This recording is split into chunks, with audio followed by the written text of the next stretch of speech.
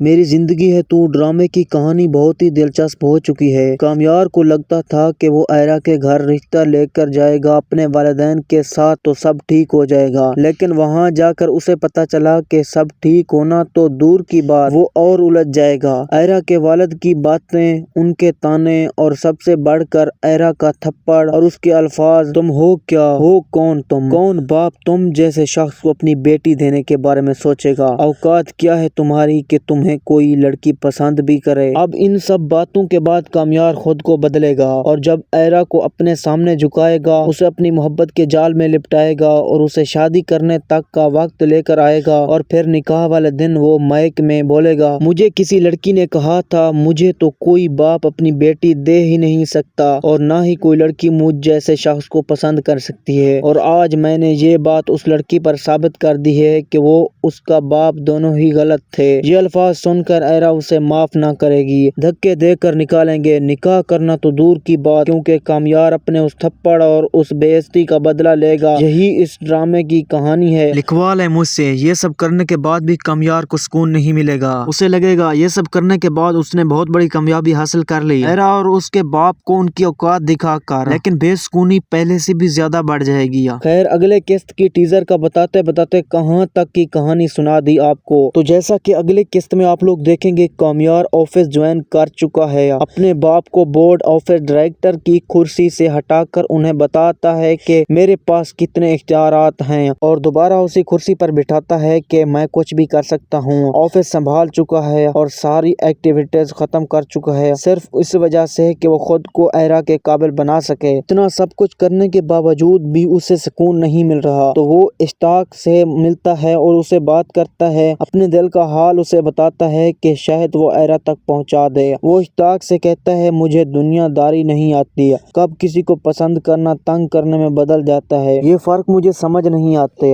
इसकी सारी बातें सुनकर इश्ताक को उससे हमदर्दी होती है। वो इसकी वकालत करने के लिए आयरा के पास चला आता है कि दिल का बुरा इंसान नहीं है, वो वाकई तुमसे मोहब्बत करता है, खुद को तुम्हारे काबिल बना रहा है। लेकिन आयरा को ये सब जानने के बाद भी कामयार में कोई दिलचस्पी नहीं है। दिल का बुरा ना हो, लेकिन मेरे दिल को बहुत बुरा कर दिया उसने। वहीं फारिया तो तरस गई है कामयार की दोबारा दोस्ती हासिल करने के लिए। वो नाराज ऐसा हुआ कि फारिया की शक्ल भी नहीं देखना चाहता। फारिया उसकी सारी बातों का गुस्सा आयरा पर निकालती है, उसकी यूनिवर्सिटी पहुंच जाती है। उसे अपने सामने देखकर आयरा को भी गुस्सा आ जाता है कि ये चुड़ैल फिर से आ गई। ऐसे में वो सबके सामने आयरा को जलील करती है कि अगर आइंदा तुम मुझे कामयार के इर्द गिर्द कहीं भी देखी तो आई मेक श्योर के पूरा खानदान जेल की चक्की पीसेगा। उसकी ये धमकियां सुनकर आयरा बड़े आराम से जवाब देती है कि बहन, मुझे तुम्हारे कामयार में, तुम्हारे उस प्रिंस चार्मिंग में कोई दिलचस्पी नहीं है।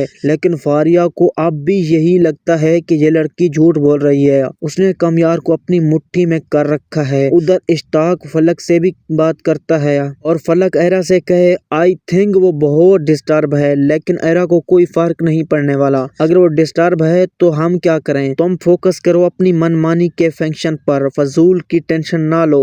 जिसके बाद आप देखेंगे कि फलक और इश्ताक की मंगनी का फंक्शन बहुत धूमधाम से हो रहा है। तो मजीद आपको ड्रामे की इन्फॉर्मेशन न्यू वीडियो में देंगे, तो अपना बहुत सारा ख्याल रखें। मिलते हैं एक न्यू वीडियो के साथ। हाँ, अगर किसी ने हमारे चैनल को सब्सक्राइब नहीं किया तो जल्दी से सब्सक्राइब कर लें। अल्लाह हाफ़िज़।